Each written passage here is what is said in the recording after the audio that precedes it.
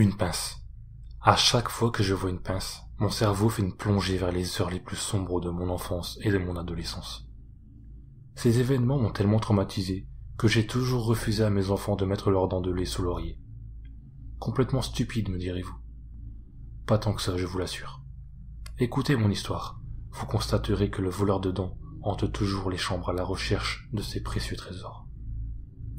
Tout a commencé un de ces matins où vous vous réveillez joyeux.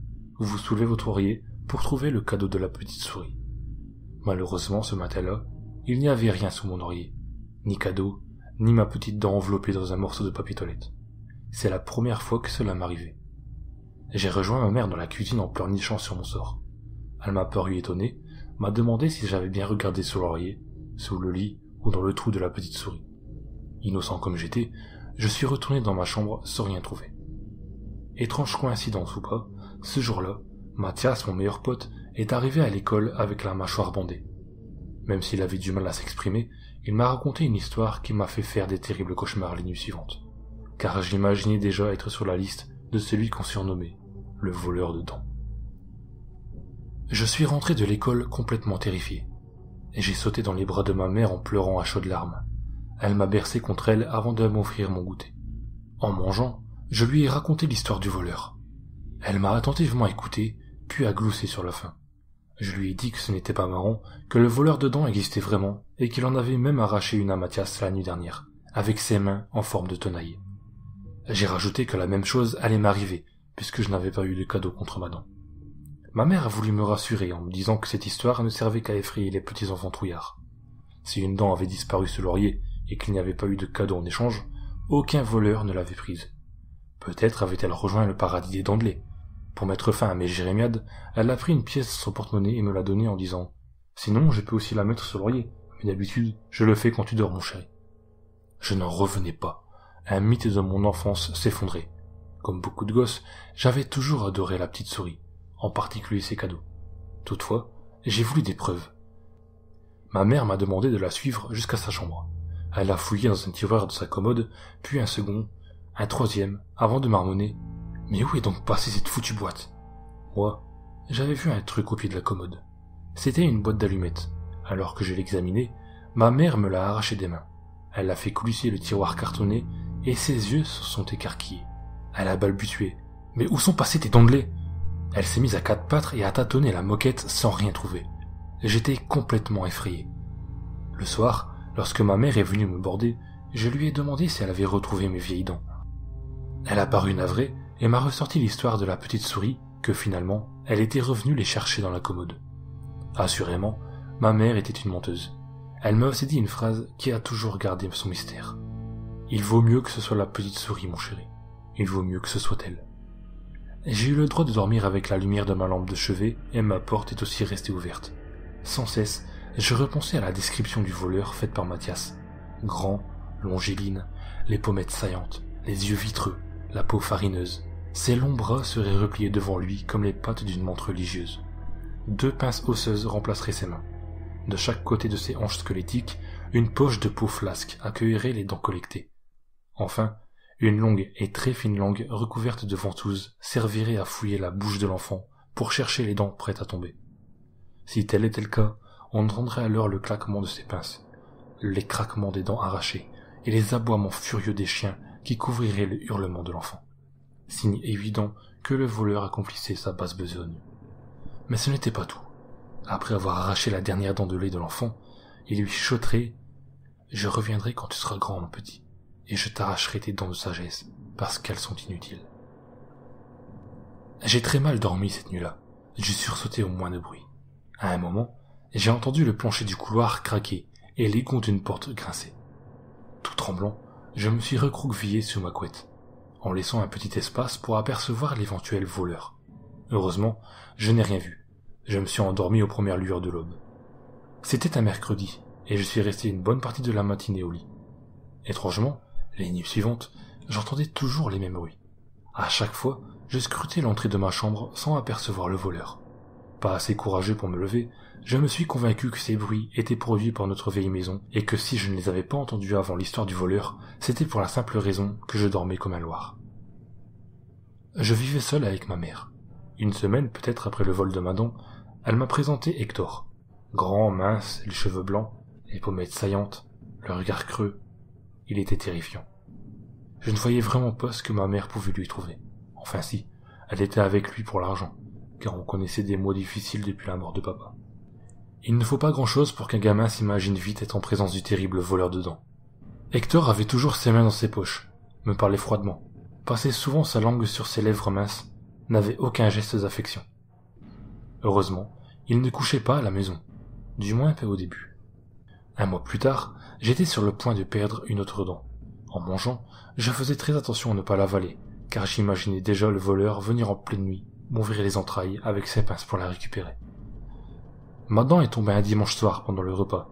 J'ai été à 2 doigts de l'avaler. J'étais d'autant plus terrifié qu'Hector allait passer sa première nuit à la maison. Ma mère m'a demandé de la lui donner, mais pour moi, elle appartenait déjà au voleur. Je ne savais pas si la présence d'Hector devait me rassurer ou non, mais maman semblait l'aimer et lui faisait confiance. J'ai donc pensé aux aspects positifs de leur relation, qu'Hector et ma mère allaient me protéger si le voleur tentait de m'arracher l'autre dent qui bougeait dans ma bouche. Un craquement m'a réveillé en pleine nuit. On marchait dans le couloir. Les pas étaient assez légers, mais s'approchaient de ma porte fermée. Je tentais de me convaincre qu'il s'agissait de ma mère qui passait par le couloir pour se rendre aux toilettes. Mon cœur cognait fort dans ma poitrine. Je manquais d'oxygène. Je suffoquais. Les cliquetis de la poignée de ma porte m'ont fait bondir du lit. Ma seule retraite était de me réfugier derrière la porte de mon placard que j'avais laissée grande ouverte. À peine l'avais-je refermée qu'à travers des rayons de porte, j'ai aperçu une silhouette filiforme, la peau d'un blanc farineux, les bras repliés sur un torse ciselé de côtes saillantes. J'ai retenu mon souffle. Mon cœur cognait si fort que je pouvais entendre ses battements dans mes oreilles. J'ai mis une main sur ma bouche pour ne pas hurler de terreur. Le voleur avançait à petits pas comme s'il marchait sur la pointe de ses grands pieds osseux. Il est passé devant le placard sans me voir. Je sursautais à chaque fois que le bref craquement d'un genou résonnait dans la chambre silencieuse. Il a déplié un bras et avec sa pince a soulevé Laurier. Un affreux gloussement s'est échappé de sa gorge. Il a jeté Laurier, a saisi la dent avec une délicatesse surprenante, puis l'a plongée dans une de ses poches de peau collée à ses hanches. D'une autre poche, il a sorti une pièce et l'a posée sur le matelas. Ma stupeur était totale. Si c'était le voleur qui posait des pièces sous l'oreiller des enfants, alors quel était le rôle de la petite souris? Avait-elle seulement existé? Le voleur a rebroussé chemin, mais s'est arrêté devant le placard. Ses cervicales ont craqué lorsqu'il a tourné la tête. J'ai étouffé mon cri avec ma main. Mon coude a frappé une rangée de cintres vides dont j'entends encore aujourd'hui le bruit métallique sur la tringle. Son visage n'était qu'à quelques centimètres de moi. Sa mauvaise haleine sentait aussi le clou de girofle. Je voyais sa tête anguleuse, ses pommettes saillantes, ses lèvres minces qui ne cachaient rien d'une dentition désordonnée, sa langue dont le bout entrait et sortait nerveusement de sa bouche. Dans ses grands yeux vitreux, le placard se reflétait, mais je voyais aussi le reflet de petites choses bouger, se tortiller de douleur comme des enfants à qui on arracherait les dents. Brusquement, 2 yeux plus petits sont apparus derrière les grands, et j'ai été si surpris que ma tête a heurté la tringle. Cette fois, mon compte était bon. Le voleur allait m'arracher les dents une à une jusqu'à l'aube. Au lieu de ça, il a quitté la chambre en faisant de grands pas. J'ai attendu un peu avant de sortir du placard, puis je me suis précipité jusqu'à la chambre de ma mère. Mais Hector me faisait face sur le palier. Il était essoufflé, torse nu, couvert de sueur. La lumière s'est allumée derrière lui. Ma mère a demandé ce qui se passait. J'ai poussé Hector et j'ai bondi sur le lit. En pleurant toutes les larmes de mon corps, je lui ai expliqué qu'Hector était le voleur de dents, que j'avais reconnu ses yeux derrière ceux du monstre. Hector a aussitôt recherché à se justifier, a dit qu'il était allé mettre une pièce sous mon oreiller en échange de ma dent, comme la petite souris l'aurait fait. Dès le lendemain, Hector a quitté la maison, et quelques semaines après, faute d'argent, ce fut à notre tour. Nous avons emménagé dans un minuscule appartement loué par un oncle à ma mère. C'était petit, mais chaleureux, et comble du bonheur, il n'y avait qu'une seule chambre. J'ai dormi avec elle jusqu'à l'âge de 13 ans, et l'arrivée d'un nouveau beau-père. On a quitté cet appart pour s'installer chez lui, et ce fut sans doute la période la plus heureuse de ma vie. J'avais totalement oublié cette histoire de voleur de dents jusqu'à ce qu'on me demande « Tes dents de sagesse sont inutiles, souhaites-tu que je te les arrache ?» Cette proposition émanait d'un dentiste nouvellement arrivé dans le village. Petit, grassouillet, joufflu, il ne ressemblait en rien à Hector. Ma réaction a été stupide puisque j'ai sauté du fauteuil et j'ai couru jusqu'à ma mère. Cette simple phrase avait donc réveillé ce que je croyais avoir enfui au plus profond de ma mémoire. J'avais 19 ans à cette époque-là, et je n'étais plus un gamin. Pourtant, le soir même, dès que j'ai éteint ma lampe de chevet, je m'attendais à voir la silhouette anguleuse du voleur surgir pour m'arracher les dents de sagesse. Je m'en voulais d'avoir autant la frousse. Je suis même devenu insomniaque. La nuit, j'entendais des chiens hurler à la mort, tandis que d'autres aboyaient furieusement. Cela ne pouvait plus durer, et j'allais devenir fou. Je devais savoir si le voleur existait vraiment et s'il avait pris l'apparence du dentiste. J'étais resté pote avec Mathias. De peur de passer pour le second idiot du village, je ne lui avais rien dit au sujet de la visite du voleur cette fameuse nuit. Il a été très surpris de cette confidence tardive. De toute façon, c'était de l'histoire ancienne pour lui. Le voleur ne lui a jamais arraché de dents. C'était juste une chute de lit, suite à un cauchemar, et sa joue avait heurté un jouet. Mathias était mon meilleur ami, il ne savait pas mentir, ça se voyait sur sa figure. Je lui ai parlé de mes soupçons sur le dentiste, qu'il voulait m'arracher mes dents de sagesse. Je lui ai aussi dit que si le voleur était revenu, il rendrait sûrement une visite à ses 2 petites sœurs. Et puis, peut-être à lui aussi. Mes arguments ont fini par le convaincre. J'ai réussi à trouver l'adresse personnelle du dentiste et on s'est rendu chez lui, pendant les heures de consultation. Sa maison était située à la périphérie du village. Elle était immense, construite sur 2 étages, avec un toit en ardoise vert de gris. Du lierre grimpant couvrait une partie des façades en briques rouges. Les fenêtres étaient étranges, rondes comme des yeux, barrées par un croisillon heureusement amovible. L'une d'elles était restée ouverte au rez-de-chaussée. Nous nous y sommes faufilés et on a atterri dans le salon. L'endroit était assez sombre. De lourds rideaux obstruaient la lumière des fenêtres rondes. De vieux meubles couverts de poussière devançaient les murs vraiment très hauts. Un énorme lustre en bronze pendait au-dessus de nos têtes. La cheminée était si large qu'on aurait pu aligner 5 hommes les uns à côté des autres dans le foyer. Le regard vitreux des têtes d'animaux empaillés n'était pas plus rassurant que leur gueule ouverte en grand. Certaines semblaient rire, d'autres hurler. Mathias m'a alors fait remarquer qu'aucune de ces bêtes n'avait de dents. Puis il a cru bon de me dire qu'il trouvait ça bizarre d'entrer aussi facilement dans cette maison, comme si on avait voulu les attirer dans un piège. Je lui ai dit de la fermer et de commencer à chercher une collection de dents. On a fouillé les meubles du salon, les placards. On a fait ça rapidement et discrètement. Il ne fallait absolument pas laisser de traces derrière nous. On n'a rien trouvé et on a continué notre exploration de cette maison lugubre. Heureusement, il faisait beau ce jour-là.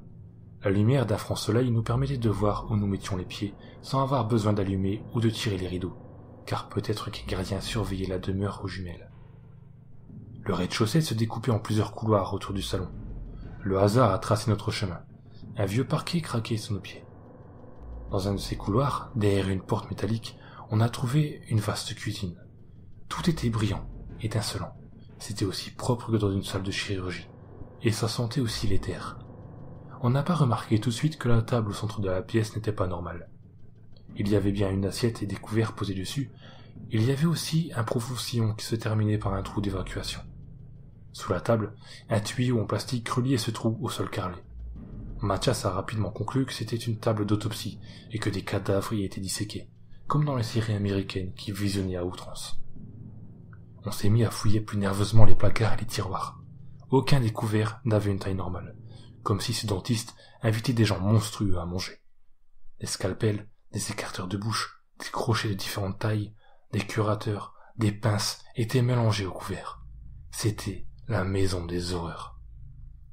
Des coups sourds ont soudain fait vibrer le sol. On aurait dit que des poings géants avaient frappé sous nos pieds. Le tuyau s'est brusquement décroché. Une odeur de clous de girofle et de mauvaise haleine s'est mélangée à celle de l'éther. Le visage effrayant du voleur m'est passé devant les yeux, car cette odeur, je l'avais sentie la fameuse nuit de notre rencontre.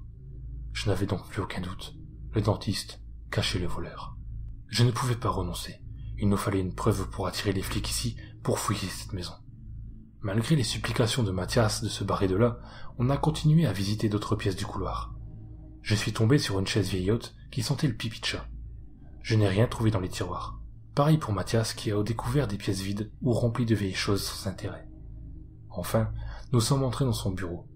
Des piles de cartons de déménagement couvraient le sol. À l'intérieur, on a découvert des livres, des journaux, des coupures de presse. Ce dentiste était complètement timbré, puisqu'il découpait des faits divers, des accidents domestiques de gamins, mais aussi des faire-part de naissance, sans doute pour calculer quand ses enfants perdraient leur première dent de lait. On a foutu des coupures, des articles de journaux dans nos poches, puis on s'est barré.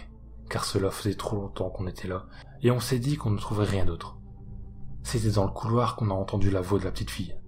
On s'est retourné sans rien voir. La petite voix a recommencé. « Aidez-moi, s'il vous plaît, il va revenir, il va m'arracher notre dent. » On tenait enfin une preuve solide, ce salaud de dentiste kidnappait les petites filles pour les offrir aux voleurs. Bien sûr, on voulait s'enfuir à toutes jambes, mais on ne pouvait pas laisser cette gamine ici, toute seule.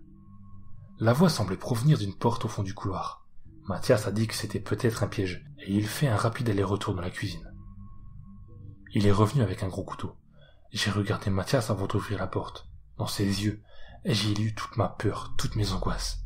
Je crois qu'au moindre boom dans un mur ou sous nos pieds, on se serait enfui à toutes jambes. Malheureusement pour nous, cette possibilité ne s'est jamais produite. J'entends encore le grincement sinistre des gonds de la porte. Je sens toujours cette odeur de mauvaise haleine et de coups de girofle m'envahir et me donner des nausées. Nous faisions face à un escalier s'enfonçant dans la pénombre. J'ai tâtonné le mur sans trouver l'interrupteur. « Petite fille ?» ai-je demandé en posant le pied sur la première marche. « Je suis là, au fond de la cave, derrière la porte !» a-t-elle dit d'une voix misérable. Inutile de vous décrire ce que je ressentais à ce moment-là. Pour moi, et pour beaucoup d'autres, j'en suis sûr, l'endroit le plus terrifiant d'une maison a toujours été la cave. Mais pourquoi y suis-je allé? « Où es-tu exactement? On ne voit rien. L'interrupteur est en bas, contre le mur de droite, après la dernière marche. » En descendant, je tenais une rambarde cloquée de rouille. Je descendais les marches une à une. L'interrupteur se trouvait bien sur le mur de droite. Mathias m'a demandé si je ne trouvais pas ça bizarre qu'une petite fille enfermée derrière une porte sache où se trouve l'interrupteur. Je lui ai répondu que j'en ne savais rien, et que ce n'était plus le moment de poser des questions. J'ai poussé l'interrupteur, le néon a grésillé, émettant par intermittence une lumière rouge qui n'éclairait pas grand-chose. Je ne distinguais même pas le fond de la cave. « Petite ? Je suis là, avance !» a-t-elle soufflé d'une voix plus étrange, plus rauque. Sa respiration était aussi devenue plus bruyante, comme si elle était excitée à l'idée que je vienne la délivrer. Ce qui était un peu normal, mais respirer aussi fort était étonnant pour une petite fille. Un bruit de chaîne m'a fait tressaillir. Une silhouette a bougé au fond de la cave. Elle allait de droite à gauche et de gauche à droite, semblait se tordre. J'ai entendu les dents de Mathias claquer derrière mon dos. Il m'a mis le couteau dans la main, puis s'est reculé, tandis que j'avançais lentement vers ce qui semblait être la petite fille. « Approche, approche !» me répétait-elle sans interruption. C'est ce que j'ai fait avec le couteau tendu devant moi. La petite fille n'était pas derrière, mais devant une immense porte en bois, vermoulue, avec un énorme cadenas.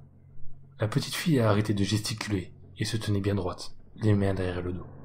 Une jupe d'écolière s'arrêtait sous les genoux des jambes maigrelettes. Une chemise blanche couvrait un torse menu, dont longs cheveux carmin encadraient un visage très joli, mais très pâle, constellé de petites veines bleues. Son cou, anormalement long, était entouré d'un anneau métallique relié à la porte par une chaîne tendue au maximum.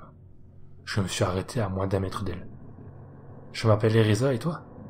Je ne savais plus quoi faire. Cette Ereza était loin d'être paniquée, mais ne semblait pas dangereuse. « Josh ?» ai-je balbuté. « Tu n'es pas derrière la porte ?»« Non, devant. Tu as vu comment il m'attache? Tu veux bien me détacher ?»« Je ne sais pas si je saurais le faire. Approche encore un peu, je vais te montrer comment faire. » J'ai fait un pas et j'ai vu le bout d'une langue pointue sortir brièvement d'entre ses lèvres. Je me suis statufié. « Allons, tu n'auras pas peur d'une petite fille, et puis dépêche-toi, le méchant monsieur va revenir me faire du mal. Tu ne veux pas ça, hein, qu'il me fasse du mal ?»« Non, ai-je balbutié. Mais peux-tu me montrer ce que tu caches derrière ton dos ?»« Non, il m'a torturé, tu n'aimerais pas voir ça. » Mathias m'a dit de ne rien faire, que rien n'était anormal ici, qu'on devait partir et revenir avec la police. C'est à ce moment-là que notre voix a crié. « Mais que faites-vous là ?» On s'est retourné, c'était le dentiste. « Attention !» a-t-il hurlé. J'ai senti quelque chose de gluant s'enrouler autour de mon cou. Mathias a hurlé. Autre chose m'a saisi par la taille et m'a tiré en arrière. J'ai aussi entendu des craquements. Plus tard, Mathias m'avouera avoir vu les mâchoires de la petite fille s'écarter pour me dévorer la tête en une seule fois. Heureusement, le dentiste est intervenu à temps et la petite fille m'a lâché. Je me suis aussitôt enfui et j'ai retrouvé mon pote à une centaine de mètres de la maison. On a couru jusqu'à chez nous et on ne s'est revu que le lendemain pour des explications. D'abord, on a voulu prendre rendez-vous avec le dentiste, mais son cabinet était fermé. Il n'a plus jamais rouvert. Le dentiste avait aussi quitté sa maison, car toutes les portes et les fenêtres avaient été condamnées par du contreplaqué lorsque nous y sommes retournés quelques jours plus tard. Cela laissait donc beaucoup de questions en suspens. Notamment, celle d'une petite fille se nourrissant dedans. En effet, Mathias m'a avoué avoir vu le dentiste jeter une poignée de dents à la petite fille. C'est pour ça qu'elle m'avait lâché. C'est pour ça qu'elle ne m'avait pas dévoré. Elle s'est jetée dessus et les a croquées une par une, comme s'il s'agissait d'une vulgaire friandise. Qui était le dentiste? Qui avait-il derrière cette immense porte? Était-ce lui le voleur de dents? Était-ce la petite fille qui se transformait en monstre la nuit venue pour se nourrir? Quel lien y avait-il entre ces deux étranges personnages? Était-il le père et la fille? Je ne le saurais sans doute jamais. Une dernière question reste en suspens dans mon histoire. Pourquoi ma mère avait-elle rompu avec Hector sur la seule déclaration d'un gamin de 8 ans qui ne l'avait même pas vu se transformer en monstre? Que savait-elle à son sujet? Était-ce vraiment lui le voleur de dents? Celui-ci avait-il plusieurs corps, plusieurs visages? Je ne sais pas. Mais à l'heure où je termine mon histoire, une chose est sûre. Ce n'est pas toujours votre maman qui récupère votre dent sous l'oreiller et qui pose un petit cadeau sous votre matelas. Enfin, pas à chaque fois.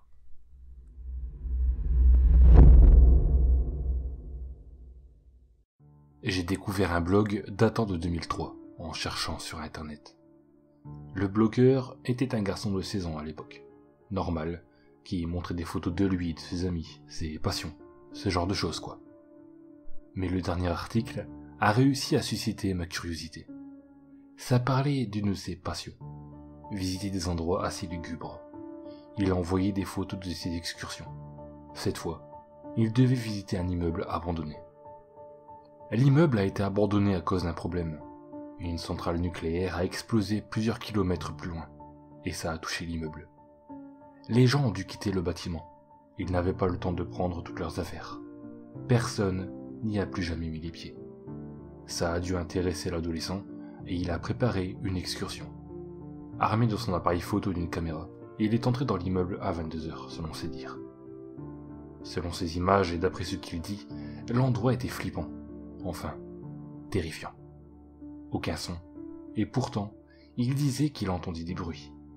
Cela pouvait venir des gouttes qui tombaient, mais il disait aussi qu'il entendait comme des pas. Bien sûr, ce n'était pas la première fois qu'il sentait ce genre de choses. Ça arrive souvent qu'on croit entendre quelqu'un qui marche, surtout dans un endroit sombre et inquiétant. Donc, il ne s'en inquiétait pas, c'était normal pour lui. Pendant près de 2 heures, ce fut ça. Une exploration banale. Mais à 4 heures du matin, quand il allait partir, il entendit quelque chose. Pas un bruit de pas, non, mais un vrai son. Il alluma sa caméra et filma. Rien de bien intéressant, mais quelques minutes après, il vit quelque chose. Je ne saurais la décrire. C'était quelque chose de répugnant. Elle ressemblait à un humain, mais qui aurait muté. Tous ses membres étaient longs, plus longs que n'importe quelle créature humanoïde aperçue. Dès qu'il a vu ça, le garçon courut vers la sortie aussi vite qu'il ne le pouvait. Après quelques mètres, il se mit à sangloter. Je ne sais pas pourquoi, on voyait mal. La vidéo coupa quelques secondes après. Selon ses dires, il n'était pas retourné dans le bâtiment et était parti. Il envoya toutes les photos sur le blog. Suite à ça, il ne posta plus aucune nouvelle de lui sur le blog. Il a disparu de la surface du net. Étrangement, d'habitude ayant plusieurs commentaires, personne ne répondit à cet article. Concernant la vidéo, elle ne marcha pas. Seule une image de la vidéo se montrait. On voit bien la créature. Peut-être que l'adolescent a voulu créer un fake, mais je reste perplexe là-dessus. À vous de vous forger votre propre opinion sur cette histoire.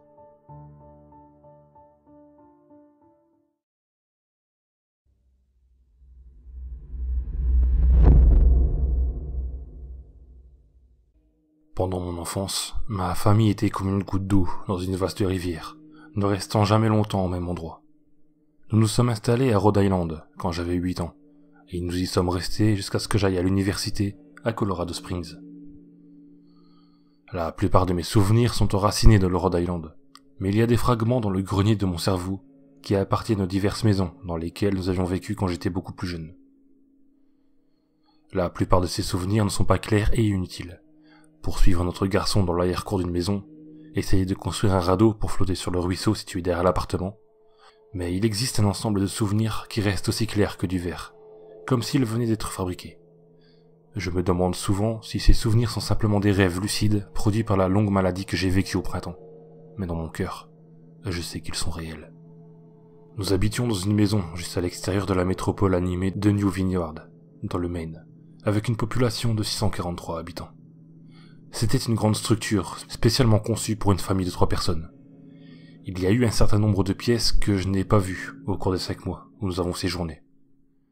À certains égards, c'était un gaspillage d'espace, mais c'était la seule maison sur le marché à l'époque, au moins à 1 heure de route du lieu de travail de mon père. Le lendemain de mon 5e anniversaire, auquel assistaient uniquement mes parents, j'ai eu de la fièvre. Le médecin m'a dit que j'avais la mononucléose, ce qui voulait dire pas de jeu et plus de fièvre pendant encore au moins 3 semaines. C'était horrible d'être cloué au lit. Nous étions en train de faire nos bagages pour aller en Pennsylvanie, et la plupart de mes objets étaient déjà rangés dans des cartons, laissant ma chambre stérile.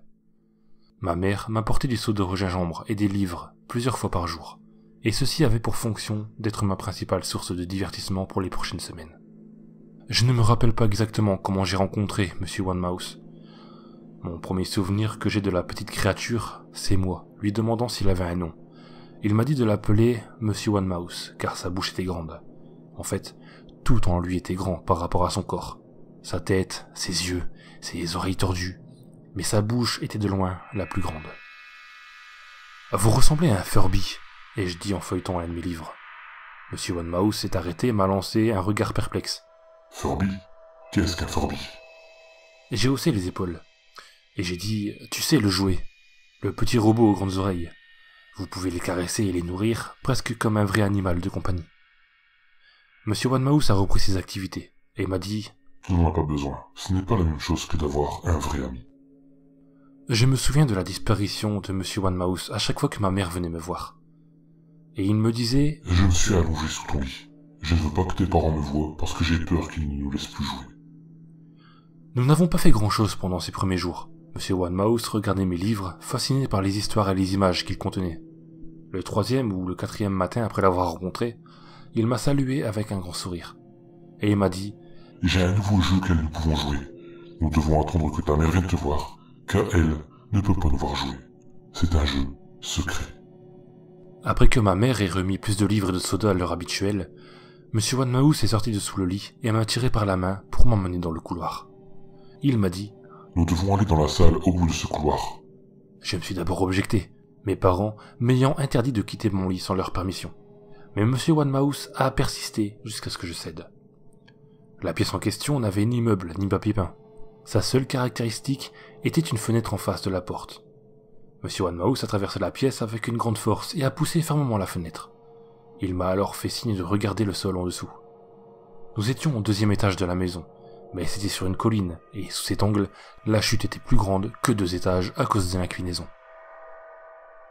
Il m'a expliqué « J'aime jouer à faire semblant. Je fais semblant qu'il y a un grand trampoline doux sous cette fenêtre, et je saute. Si tu y penses assez fort, tu rebondis comme une plume. Je veux que tu essayes. » J'avais 5 ans, et j'avais de la fièvre. Pourtant, j'avais un soupçon de scepticisme dans mes pensées, alors que je baissais les yeux et envisageais la possibilité. J'ai dit « C'est une longue chute quand même. » Lui m'a répondu « Mais tout cela fait partie du plaisir. Ce ne serait pas amusant si ce n'était qu'une minuscule chute. Si c'était le cas, tu peux aussi bien rebondir sur un vrai trampoline. » Je me suis moqué de cette idée. Je me suis imaginé tomber dans les airs pour ne pas rebondir à la fenêtre sur quelque chose d'invisible aux yeux de l'homme. Mais le réaliste en moi a eu le dessus. Je lui ai répondu peut-être une autre fois. Je ne sais pas si j'ai assez d'imagination, je pourrais être blessé. Le visage de Monsieur One Mouse s'est crispé en un grognement, mais seulement pendant un instant. La colère a fait place à la déception. « Si tu le dis, » m'a-t-il dit. Et il a passé le reste de la journée sous mon lit, silencieux comme une souris. Le lendemain matin, Monsieur One Mouse arriva avec une petite boîte, et il m'a dit « Je veux t'apprendre à jongler. Voici certaines choses que tu peux utiliser pour pratiquer avant que je commence à te donner des leçons. » J'ai regardé dans la boîte, c'était plein de couteaux. « Mes parents vont me tuer !» j'ai crié, horrifié, que Monsieur One Mouse ait apporté des couteaux dans ma chambre, des objets que mes parents ne me permettraient jamais de toucher. Je vais être fessé et puni pendant 1 an. Monsieur One Mouse a froncé les sourcils, et il m'a dit « C'est amusant de jongler avec ça. Je veux que tu essaies. » J'ai repoussé la boîte et je lui ai répondu que je ne voulais pas avoir d'ennui. Il a froncé les sourcils d'un air renfrogné. Il a pris la boîte de couteaux et il s'est glissé sous mon lit et il y est resté le reste de la journée. Je commençais à me demander depuis combien de temps il était sous mon lit. J'ai commencé à avoir du mal à dormir après ça. Monsieur One Mouse me réveillait souvent la nuit en me disant qu'il avait placé un vrai trampoline sur la fenêtre, un gros, mais que je ne pouvais pas le voir dans le noir. J'ai toujours refusé et j'ai essayé de me rendormir, mais M. One-Mouse a persisté. Parfois, il restait à mes côtés jusqu'au petit matin, m'encourageant à sauter. Ce n'était plus aussi amusant de jouer avec lui. Ma mère est venue me voir un matin et m'a dit que j'avais la permission de marcher dehors. Elle pensait que l'air frais serait bon pour moi, surtout après avoir été confiné dans ma chambre pendant si longtemps. Excité, j'ai mis mes baskets et je me suis dirigé vers le porche arrière, aspirant à la sensation du soleil sur mon visage. Monsieur One-Mouse m'attendait, et il m'a dit « J'ai quelque chose que je veux que tu vois. » Je dois lui avoir jeté un regard étrange car elle m'a ensuite dit « C'est sûr, je le promets. » Je lui ai suivi au bout d'une piste sinueuse qui traversait les bois derrière la maison, et il m'a dit « C'est un chemin important. » J'ai beaucoup d'amis de ton âge. Quand ils étaient prêts, je les ai emmenés dans cette voie, dans un endroit spécial. Tu n'es pas encore prêt, mais un jour, j'espère t'y emmener. Je suis retourné à la maison, me demandant quel genre d'endroit se trouvait au-delà de cette piste. 2 semaines après ma rencontre avec M. One-Mouse, le dernier chargement de nos affaires avait été emballé dans un camion en mouvement. Je serais dans la cabine de ce camion, assis à côté de mon père pendant le long trajet en voiture jusqu'en Pennsylvanie. Et j'ai envisagé de dire à M. One-Mouse que je partais, mais même à l'âge de 5 ans, je commençais à penser que les intentions de la créature n'étaient peut-être pas à mon avantage, malgré qu'il m'ait dit le contraire. Pour cette raison, j'ai décidé de garder mon départ secret. Mon père et moi étions dans le camion à 4 heures du matin. Il espérait se rendre en Pennsylvanie à l'heure du déjeuner, le lendemain, avec l'aide d'un café et de 6 boissons énergisantes. Il ressemblait plus à un homme sur le point de courir un marathon qu'à un homme sur le point de passer 2 jours assis sans bouger. Il m'a demandé si c'était assez tôt pour moi. J'ai hoché la tête et je l'ai posé contre la fenêtre, espérant pouvoir dormir un peu avant le lever du soleil. J'ai senti la main de mon père sur mon épaule, et il m'a dit « C'est la dernière fois, mon fils, je te le promets. Je sais que c'est dur pour toi, aussi malade que tu es. Une fois que papa sera promu, nous pourrons nous installer et tu pourras te faire des amis. » J'ai ouvert les yeux alors que nous sortions dans l'allée, et j'ai vu la silhouette de M. One-Mouse dans la fenêtre de ma chambre. Il restait immobile jusqu'à ce que le camion soit sur le point de tourner la route principale. Il m'a fait un au revoir pitoyable, un couteau à steak à la main, et je n'ai même pas fait de signe en retour. Des années plus tard, je suis retourné à cette maison. Le terrain sur lequel se trouvait notre maison était vide, à l'exception de la fondation, car la maison a été brûlée quelques années après le départ de ma famille. Par curiosité, j'ai suivi la piste que M. One-Mouse m'avait montrée. Une partie de moi s'attendait à ce qu'il saute de derrière un arbre, mais j'ai eu l'impression que M. One-Mouse était en partie lié d'une manière ou d'une autre à la maison qui n'existe plus. Le sentier s'est terminé à un cimetière, et j'ai remarqué que beaucoup de pierres tombales appartenaient à des enfants.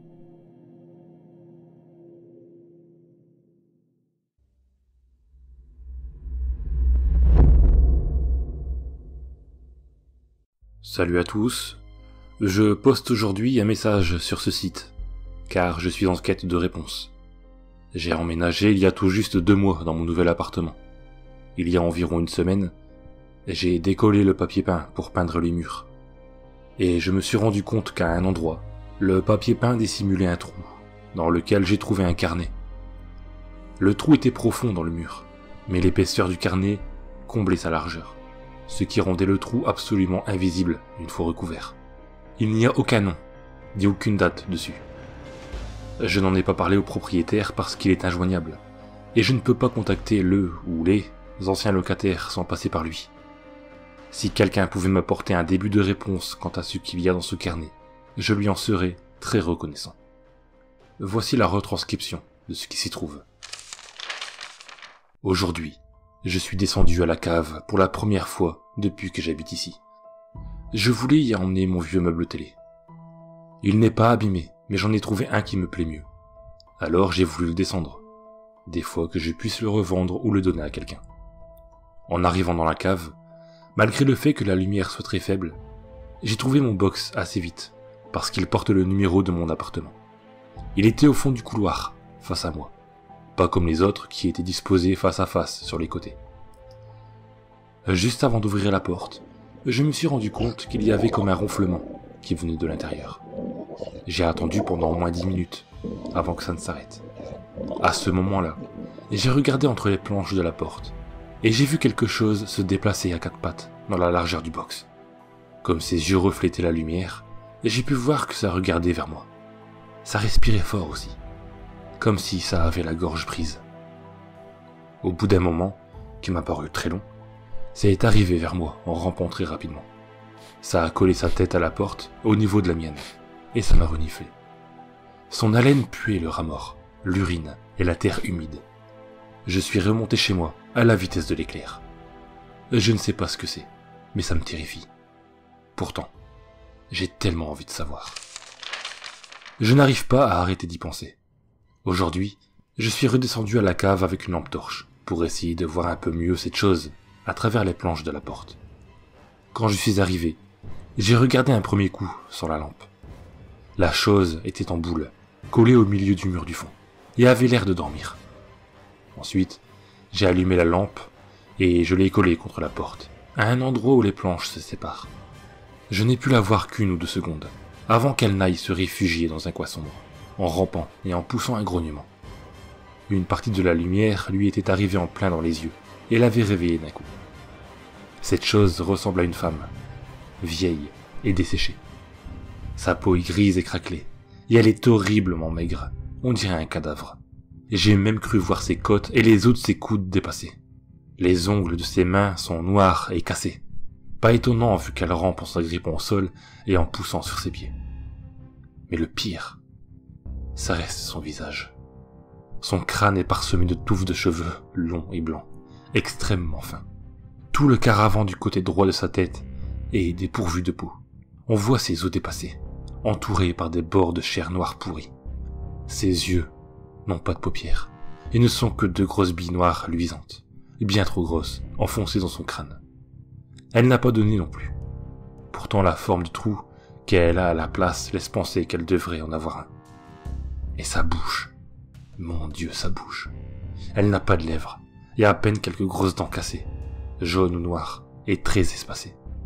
Certaines sont carrées, d'autres pointues, mais pas naturellement. Comme si elle les avait cassées pour les rendre comme ça. En plus, elles ne sont pas du tout alignées. Ses gencives sont rouges sombres et enflées, comme couvertes de tumeurs, et elle suinte d'un liquide à l'air poisseux, jaune sombre vert, qui a l'air d'avoir fait comme une croûte à la base de ses dents. L'expression sur son visage est une expression de colère, comme un prédateur qui s'apprêterait à attaquer. Cette chose a l'air dangereuse. Je ne sais pas quoi faire. De toute manière, qui me croira si j'en parle? Je n'arrête pas de penser à cette chose. Je retourne son image dans ma tête, et je l'imagine vivante dans son box, mangeant les insectes qui passent à sa portée, et attrapant un rat de temps en temps. J'imagine ses dents entrant dans la chair du rongeur, la pression faisant éclater les tumeurs de ses gencives, et laissant échapper le liquide jaune-vert dans un petit craquement. Puis je vois ses dents tirer les entrailles du petit animal de son ventre, alors qu'il est encore vivant, se tortillant de douleur et de peur, et couinant comme un jouet en caoutchouc. Plus j'y pense, et plus je trouve à cette chose quelque chose de noble, de beau même. Ça fait plusieurs jours que je passe quotidiennement au moins une fois par la cave. Je tapote contre la porte pour faire savoir à la chose que je suis là, et je m'assois en tailleur, le dos et la tête collés à la porte. Au début, elle se méfiait, sûrement à cause du coup de la lampe. Mais petit à petit, elle s'est mise à s'approcher de plus en plus de la porte, pour finalement se mettre à me renifler. Hier, elle a même passé ses doigts entre les planches pour me toucher les épaules et les cheveux. Je crois qu'elle commence à s'habituer à moi. À vrai dire, même moi je m'habitue à elle. Et au final, son haleine n'est pas si dérangeante que ça. Je le savais, elle s'est habituée à moi. Et ça fait même plusieurs jours que quand j'arrive, je l'entends venir à la porte pendant que je traverse la cave. Elle sait que c'est moi. Elle a même l'air heureuse de me voir. Maintenant, elle passe à chaque fois ses doigts entre les planches pour me toucher. Elle essaye même de passer son regard pour me voir. En réponse, je touche ses doigts. Comme ça, elle sait que je suis en confiance. Je crois que je pourrais bientôt essayer d'entrer. Je l'ai fait. Aujourd'hui, j'ai ouvert la porte et je suis rentré dans le box. J'ai bien sûr fait attention de bien refermer derrière moi. Je me suis mis en tailleur, au bout de la pièce. Ce n'était pas très confortable, parce qu'il y avait plein de petits os au sol. Sûrement les vieux repas de la chose. Elle a rampé vers moi, puis elle s'est accroupie juste en face de moi. Elle a passé un bon moment à me renifler, mais elle a fini par toucher mon visage, comme un aveugle qui chercherait à se représenter quelqu'un. Ce qui est bizarre, parce que ses yeux brillent dans le noir. Ça voudrait dire qu'elle peut voir dans l'obscurité normalement. Néanmoins, je l'ai laissé faire, et tout s'est bien passé. La voisine du premier m'espionne. Aujourd'hui, en descendant l'escalier, elle a ouvert sa porte pile quand je suis passé devant chez elle. Et elle m'a dit que ça suffisait, que tous les jours elle m'entendait descendre à la cave, et elle m'a demandé ce que je pouvais bien y fabriquer.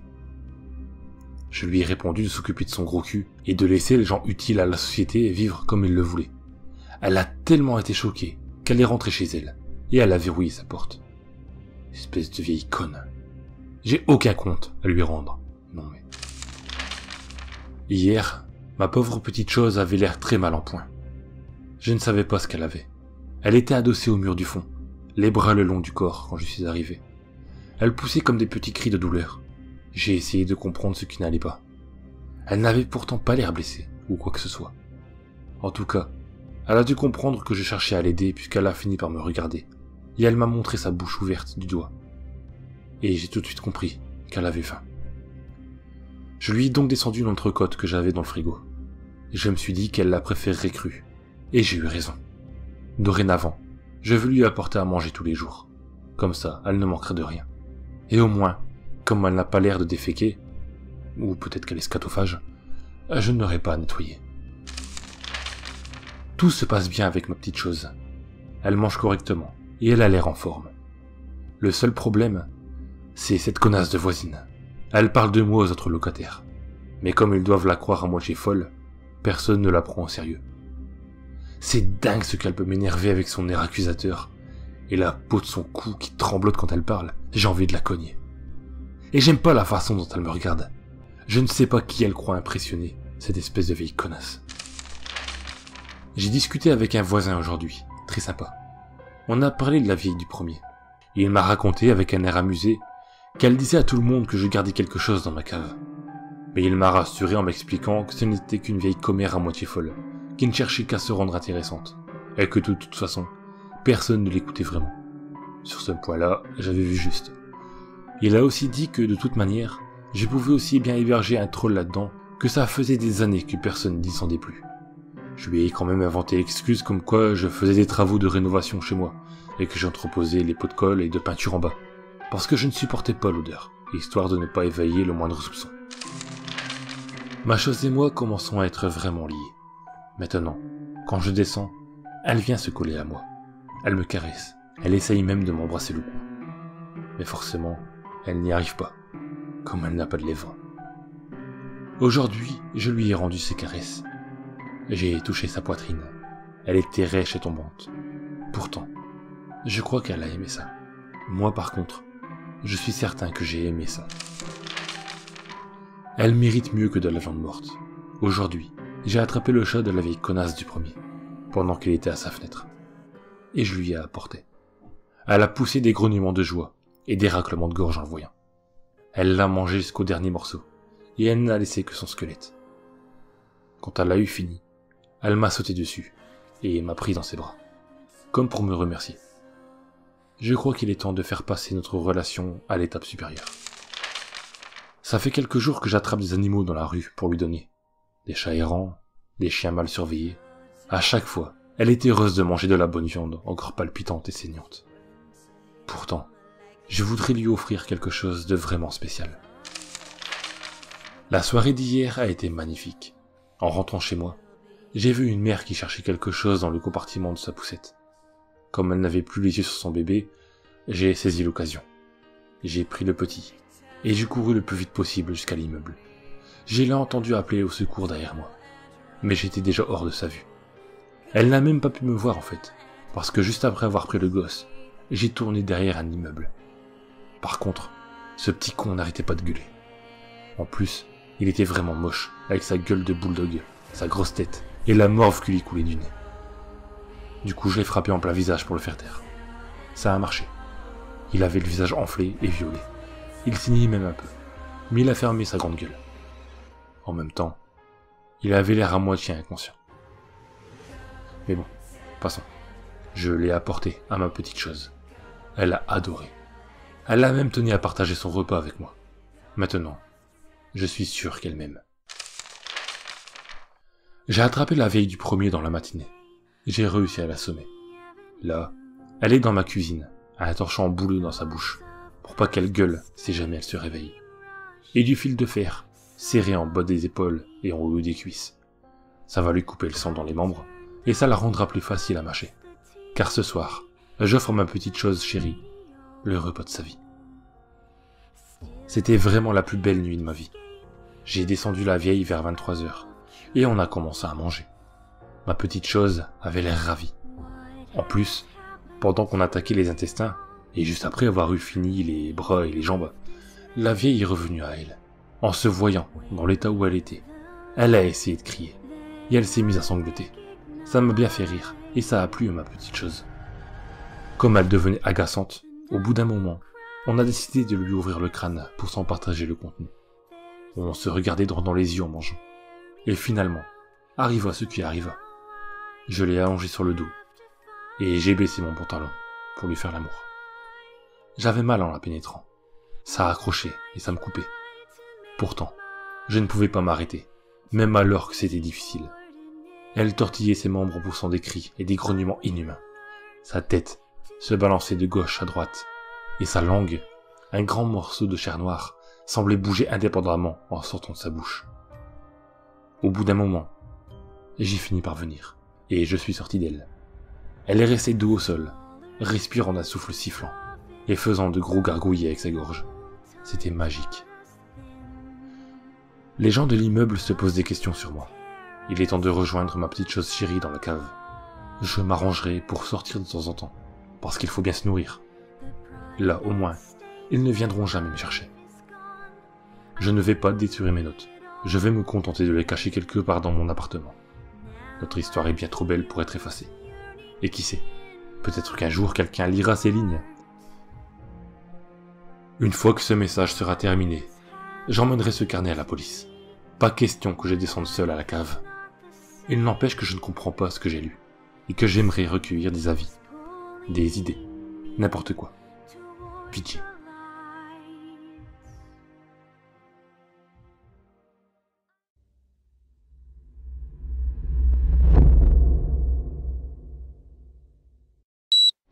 Les images de ce témoignage ne sont pas mes propres images, étant donné qu'en aucun cas, le gérant nous donne accès à notre film. Ce sont donc les images que vous pouvez trouver sur le YouTube du McCamey Manor. Le lien est dans la description. J'ai participé au fameux McCamey Manor. Vous savez, ce manoir de l'horreur. Un endroit où on se rend pour se faire une très grosse frayeur. C'est un endroit plutôt fait pour les amateurs de gore, ceux qui aiment les films d'horreur de type Saw, et qui se disent qu'ils aimeraient voir ce que ça fait en vrai. C'est une maison où on se rend pour se faire torturer en gros. Normalement, c'est faux. Ce sont des acteurs qui nous infligent les pires horreurs que vous pouvez vous imaginer. Je n'ai absolument pas le droit de vous en parler. Mais il le faut vraiment. La liste des gens qui attendent pour faire ces attractions s'agrandit assez vite. Parce que oui, il y a beaucoup de gens qui veulent y participer. Car il y a 20 000 $ à celui qui tiendrait 8 heures.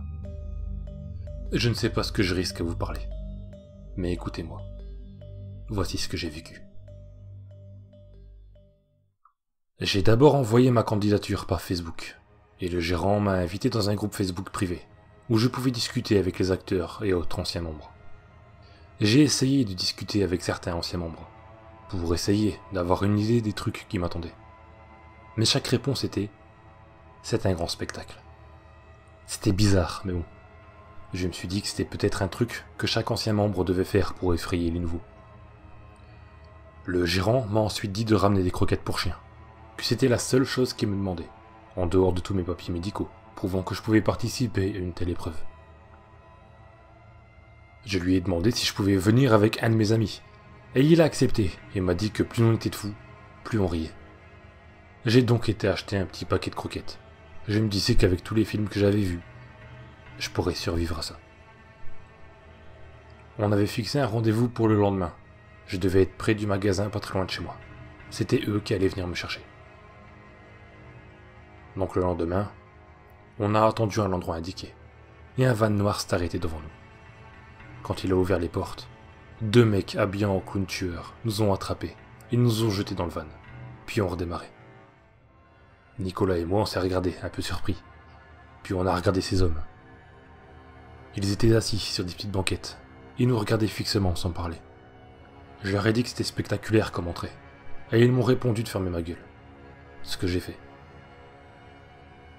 Apparemment, le jeu avait commencé. Pendant le trajet, Nicolas et moi on se regardait.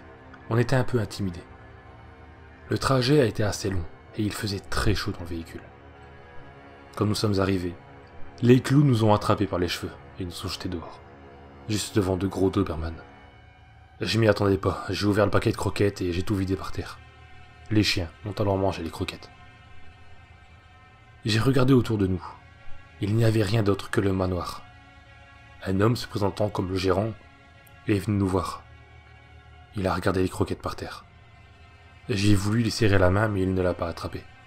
Il continuait de regarder les croquettes. Et il nous a dit qu'on avait gâché le repas du soir. Nicolas s'est mis à rire. Mais personne ne l'a accompagné. C'était fou comme ces personnages étaient à fond dans leur rôle. Il nous a présenté le contrat. Je ne vais pas vous dire chaque paragraphe, il y en avait plusieurs centaines. Mais voici ceux qui m'ont marqué. Vous autorisez les acteurs à pratiquer sur vous diverses choses, telles qu'arrachage d'ongles et de dents, sans anesthésie, etc. Vous ferez vos propres besoins sur vous.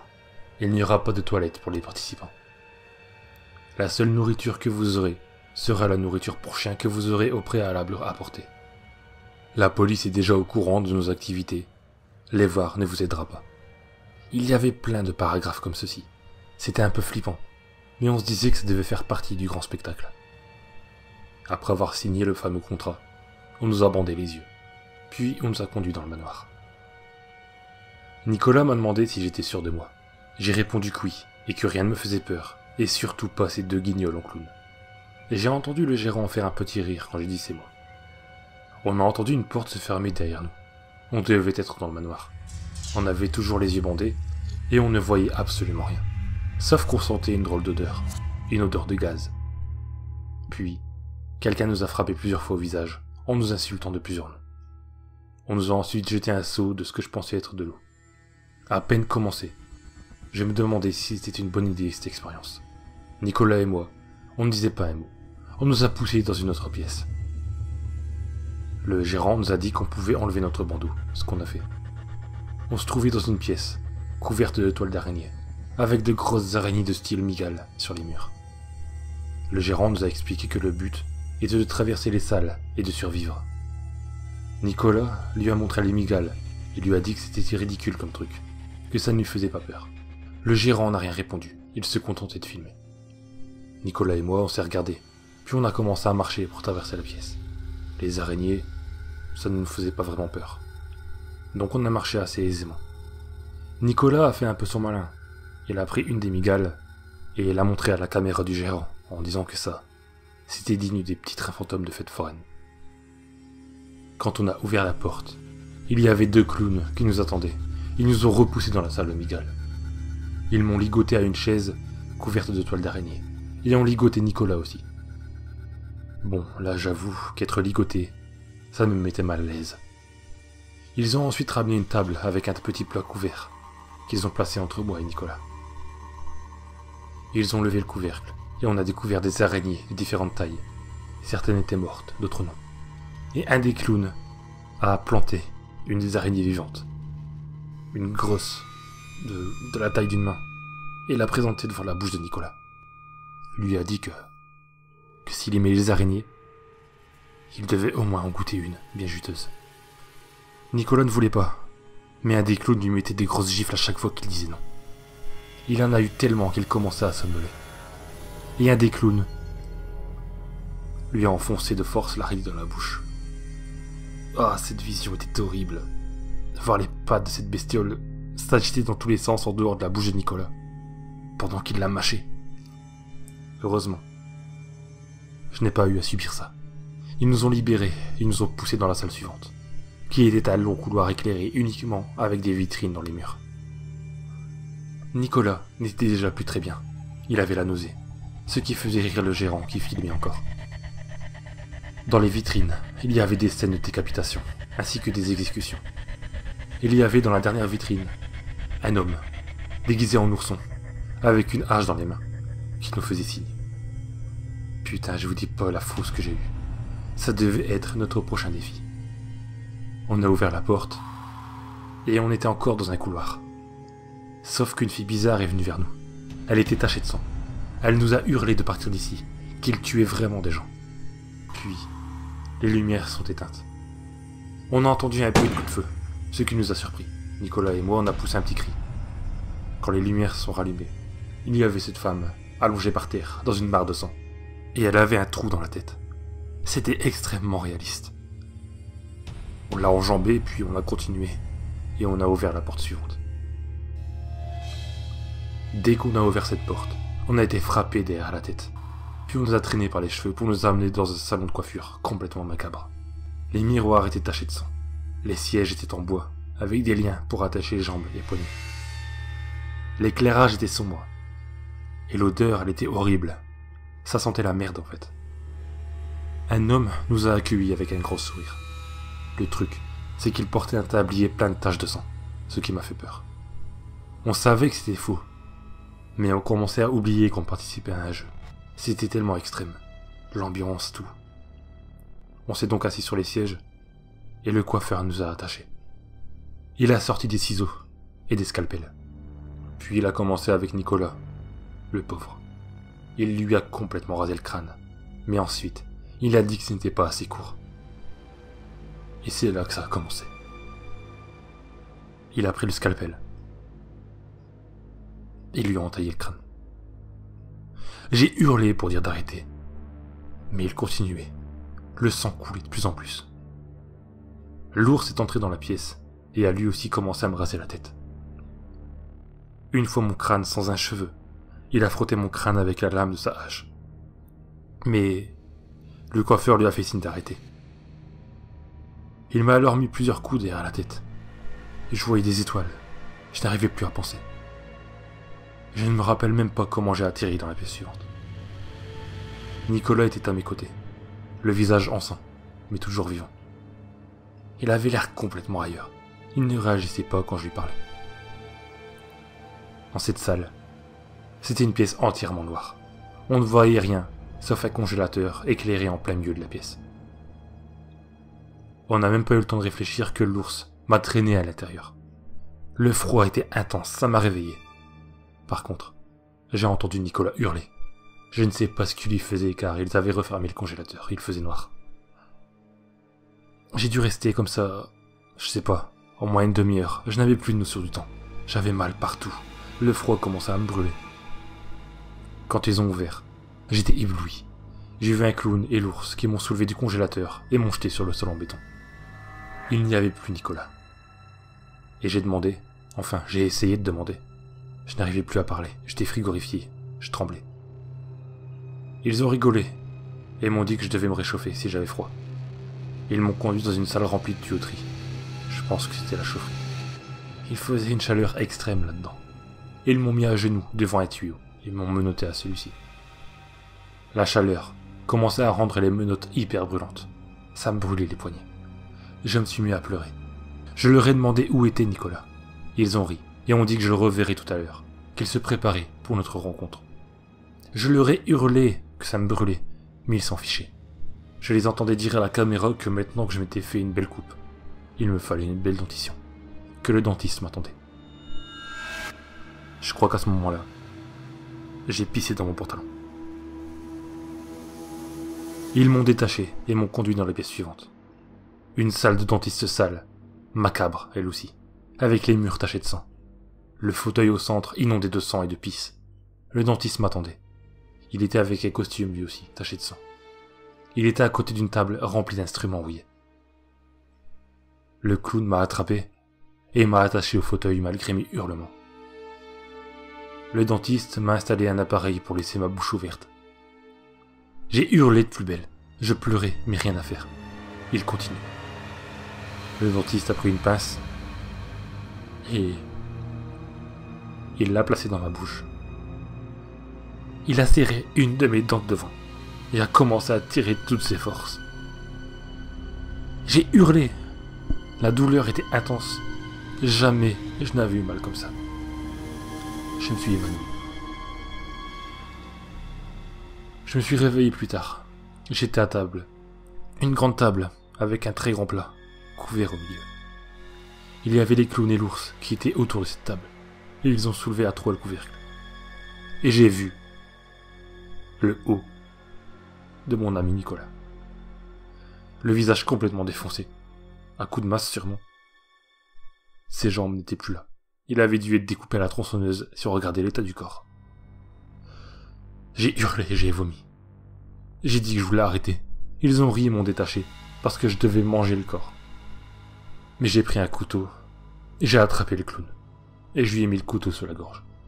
Et j'ai hurlé de me laisser sortir, sinon je le tuerais.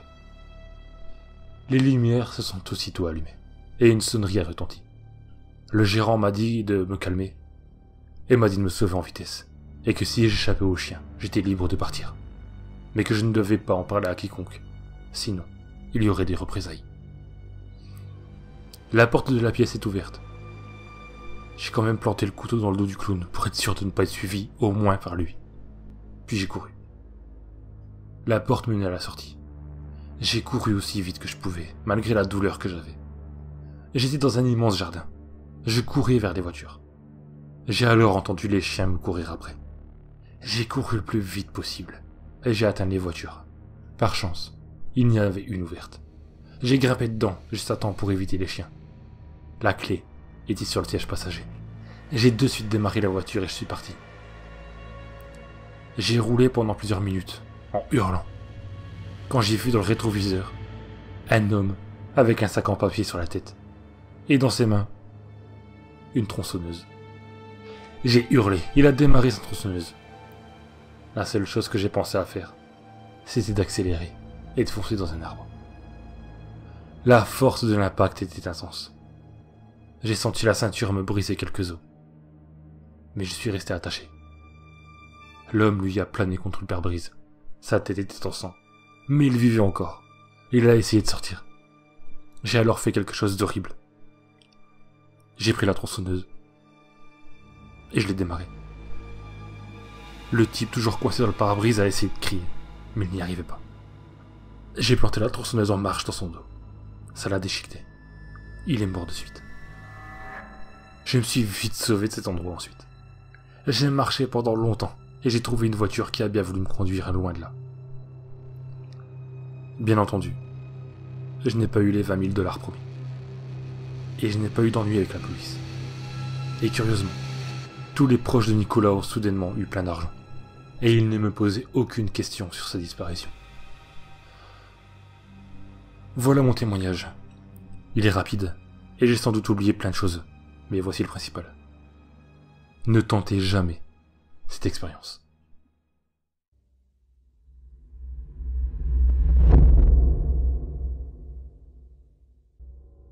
Ce que je vais vous raconter va vous sembler étrange, impossible.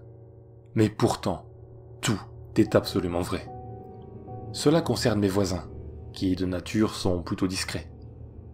Ils le sont toujours d'ailleurs. Mais quelque chose a changé chez eux. Vous allez vite comprendre pourquoi je vous dis tout ça. C'est arrivé hier dans l'après-midi, à l'heure que je taillais mes rosiers. Mes voisins sont comme moi, confinés à leur maison. Mais j'ai pour habitude de les voir dans leur jardin. Qu'ils arrosent les plantes ou qu'ils se préparent un barbecue, ils prennent toujours soin de me saluer au passage. Là, ils n'y étaient pas de toute la matinée, ni d'une bonne partie de l'après-midi. Sur le moment, il n'y avait rien d'alarmant. Mais sur les coups de 4 heures, la fillette de mes voisins est sortie dans le jardin. Comme je vous l'ai dit, je taillais mes rosiers. J'en ai donc profité pour lever la main et lui faire un petit coucou. Mais au lieu de me répondre par un signe, elle est restée là, à m'observer, sans bouger. Timide elle aussi, je ne me suis pas trop questionné, et j'ai continué ce que j'étais en train de faire. Il y a environ 3 rosiers, et ça m'a pris au moins une trentaine de minutes pour faire les finitions. Donc après avoir terminé, j'ai rangé mon sécateur, et j'ai jeté un coup d'œil rapide en direction du jardin de mes voisins. La fillette, 30 minutes plus tard, était toujours là, à me fixer. Je peux vous jurer devant Dieu qu'elle n'a pas bougé d'1 millimètre, qu'elle était restée au même emplacement qu'à l'origine. J'ai eu une montée de sueur froide à ce moment-là, et je dois vous avouer que je suis rentré chez moi limite en trottinant. Je vis seul, et donc, comme vous vous en doutez, je m'ennuie énormément pendant le confinement. Une fois que j'ai terminé mes petites corvées de la semaine, je passe mon temps devant la télé. Et quand je ne passe pas mon temps devant la télé, j'ai également un petit passe-temps. Et je sais que vous allez trouver ça honteux, mais c'est plus fort que moi. J'ai une paire de jumelles, et il m'arrive d'observer les allées et venues de mes voisins, ou quand ils sont à leur fenêtre par exemple. Je sais que c'est du voyeurisme, mais sincèrement, le problème que je vais vous exposer mérite clairement plus d'attention que mes étranges passe-temps. J'ai donc observé par la fenêtre de mes voisins assez tard le soir. Il devait être aux alentours de 21h.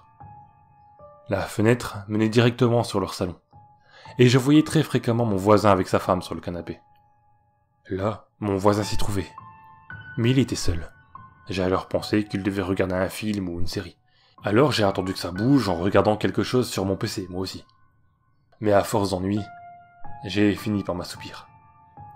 Je me suis réveillé 3 heures plus tard, avec une douleur à la nuque, insupportable. Je m'étais endormi sur le dossier de ma chaise, et j'ai alors pensé que ça venait de ça. J'ai pris mes jumelles, et je les ai de nouveau pointées sur la fenêtre du salon de mes voisins. Il était toujours là. Et comme sa fille, il était resté immobile, lui aussi. J'ai commencé à avoir vraiment peur, car la position dans laquelle il se trouvait était particulière. Je ne l'avais pas remarqué avant, mais sa tête était légèrement inclinée sur le côté. La seule chose qui avait vraiment changé de précédemment, c'était sa bouche, car à présent, elle était entrouverte. J'ai réglé mes jumelles pour zoomer sur sa bouche par simple curiosité malsaine. Et ce que j'ai vu a failli me faire tomber en arrière. Sa langue était pleine d'asticots qui grouillaient et semblait faire des allées et venues du fond de sa gorge à son palais. J'ai failli vomir le peu que j'avais mangé ce soir-là, tant l'image que j'avais sous les yeux était horrible. J'ai directement sorti mon téléphone portable, prêt à appeler les urgences. J'étais certain qu'il était mort, et je craignais vraiment pour tout le reste de la famille.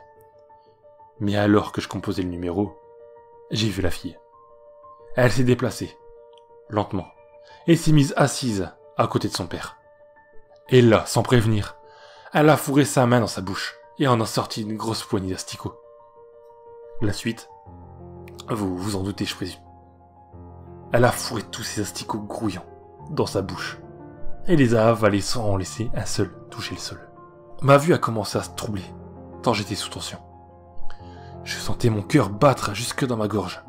Je ne comprenais absolument rien à ce qui se passait, à tel point que j'en ai même oublié d'appeler les urgences. Alors que le numéro était toujours composé sur mon téléphone. Mais ce n'était pas le pire, non. Car le père, mort sur le canapé, a tourné sa tête en direction de la fille et a souri. Il n'était pas mort.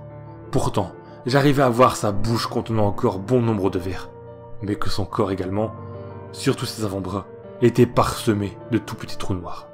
J'ai laissé tomber mes jumelles au sol, et j'ai enfin trouvé la force de composer le numéro des urgences. Je leur ai expliqué que mes voisins avaient un problème, et qu'il fallait intervenir de toute urgence. Je les ai attendus, le cœur battant à 100 à l'heure, et enfin, ils ont fini par arriver. Je me suis placé dans le bureau pour pouvoir observer la scène, et j'ai pointé mes jumelles devant chez eux.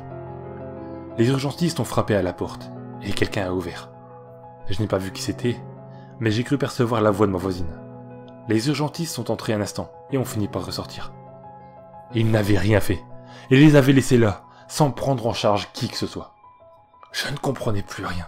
Je suis alors retourné dans ma chambre, pour pouvoir observer le salon de nouveau. Et là, je les ai tous vus. Ma voisine, sa fille, son mari et son fils. Ils étaient devant la fenêtre et regardaient en direction de la mienne. Je me suis baissé par réflexe, mais ils ne pouvaient pas me voir. C'était impossible. Je regardais à travers les rideaux et ma lumière était éteinte. Mais malgré ça, ils regardaient en ma direction. J'ai donc discrètement continué à observer ce qui se passait. Et j'ai vu petit à petit le sourire de chacun d'eux disparaître. Car à présent, ils ouvraient la bouche en grand, laissant tomber une multitude de vers sur le sol. Et ce, toujours en me fixant. Je suis tombé dans les pommes et je me suis réveillé que le lendemain. J'étais persuadé d'avoir rêvé tout ça. Alors j'ai tenté de regarder de nouveau dans leur salon. Mais il n'y était pas. Je suis alors sorti prendre un peu l'air dans le jardin. Et j'ai immédiatement senti l'odeur de viande grillée provenant d'un grill. Mes voisins étaient là et se faisaient un barbecue dans le jardin. Je les ai interpellés pour leur demander si tout allait bien. Et ils m'ont tous répondu par de grands sourires et des signes de main. J'étais rassuré. Et j'ai immédiatement chassé cet horrible cauchemar de mon esprit. J'ai discuté un peu avec mon voisin, qui était sur le grill. Et là, alors qu'il coupait la viande, il en a piqué un petit morceau avec sa fourchette. Et il m'a dit « Tiens, goûte-moi ça, c'est la meilleure grillade du siècle. » Il a tendu le bras et a pointé la fourchette vers moi.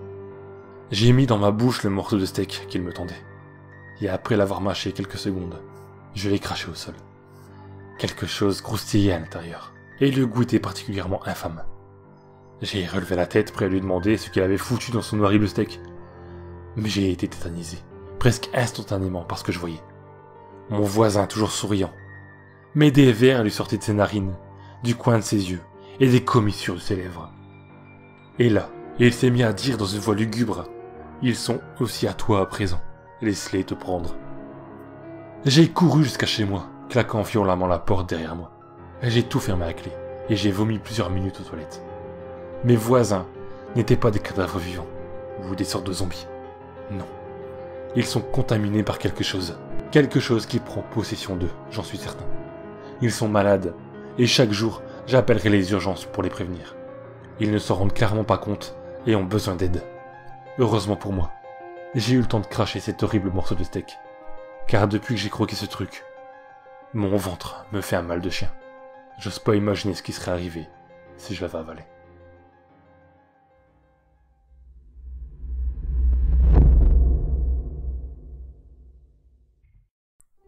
Greenville. Juste l'évocation de ce nom me donne des frissons. Ces derniers jours, je suis souvent en train de repenser à tout ça, à mes amis, à cette ville, et à cette histoire folle qui nous est arrivée, et dont on n'avait pas le droit d'en parler à qui que ce soit.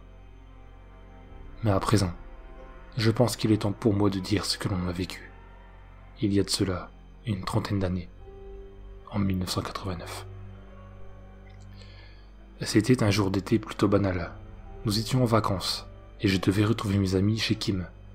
On adorait les jeux de rôle, on devait donc se retrouver chez elle pour une partie qu'on devait terminer.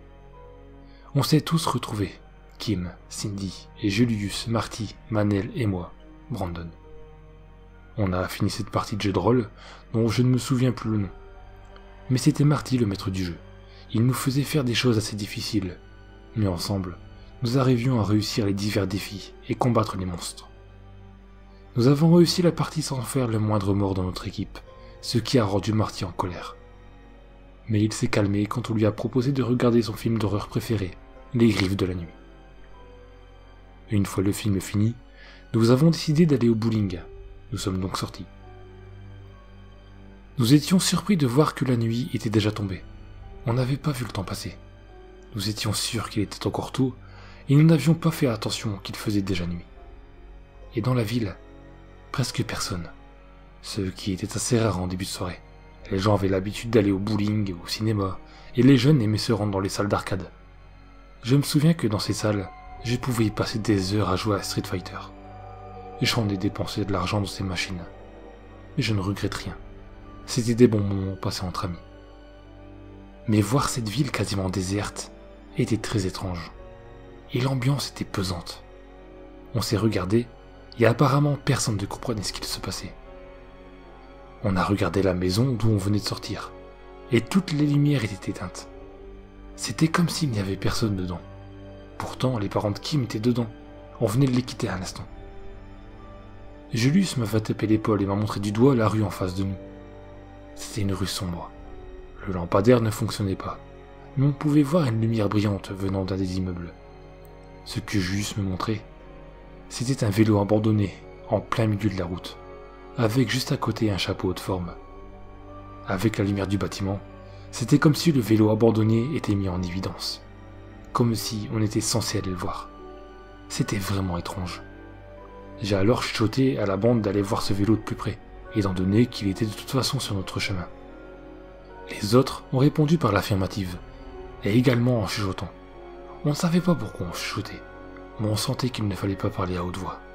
Tout était tellement silencieux. On a donc décidé ensemble de continuer notre chemin. On aurait pu retourner chez Kim, mais à vrai dire, nous n'y avons pas pensé. Cela aurait été plus logique quand j'y pense maintenant. Quand nous sommes arrivés au vélo, on a pu voir qu'il y avait des empreintes de pneus, mais d'un rouge sombre sur le sol. On a de suite pu voir qu'il s'agissait de sang. Kim et Marty ont poussé un petit cri de terreur et ont placé leurs mains devant la bouche, essayant de retenir une envie de vomir. Marty s'y justifiait en disant qu'il avait horreur de la vue du sang. On a cherché dans les alentours pour voir s'il n'y avait pas quelqu'un de blessé, mais non, personne. Cindy a décidé d'aller voir le chapeau de plus près, mais elle a poussé un hurlement. On s'est tous retournés vers elle, et on a pu voir le chapeau partir à une grande vitesse. On est tous restés comme des cons, debout, en train de regarder un chapeau se sauver, aidé de tentacules. C'est à ce moment que Manel nous a dit qu'elle avait envie de faire pipi.